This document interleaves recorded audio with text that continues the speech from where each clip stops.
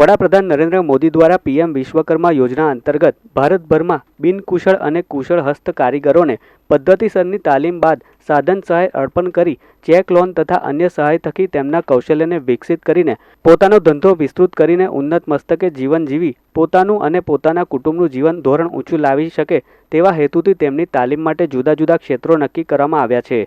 ત્યારે જનશિક્ષણ સંસ્થા ભરૂચ દ્વારા વિવિધ પ્રકારના હુનર કરતા ભાઈ બહેનોને પદ્ધતિસરની તાલીમ અને માર્ગદર્શન આપવાનો શુભારંભ કરવામાં આવ્યો છે। કૌશલ્ય વિકાસ અને ઉદ્યોગ સાહસિકતા મંત્રાલય ભારત સરકાર દ્વારા પ્રસ્થાપિત જનશિક્ષણ સંસ્થાન ભરૂચ ખાતે યોજાનાર તાલીમનું જિલ્લા ઉદ્યોગ કેન્દ્ર ભરૂચના નાયબ ઉદ્યોગ કમિશનર જે.બી. દવેના શુભ હસ્તે ઉદ્ઘાટન કરવામાં આવ્યું હતું।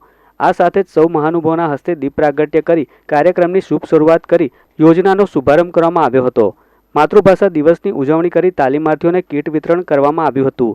આ પ્રસંગે તાલુકા પંચાયત ભરૂચના સભ્ય યોગિતા રાણા, જેએસએસ ભરૂચના બોર્ડ મેમ્બર ઇન્દિરા રાજ તથા લીડ બેંક મેનેજર જે.એસ. પરમાર સહિત સંસ્થાના નિયામક ઝૈનુલ આબેદીન સૈયદ ખાસ ઉપસ્થિત રહ્યા હતા।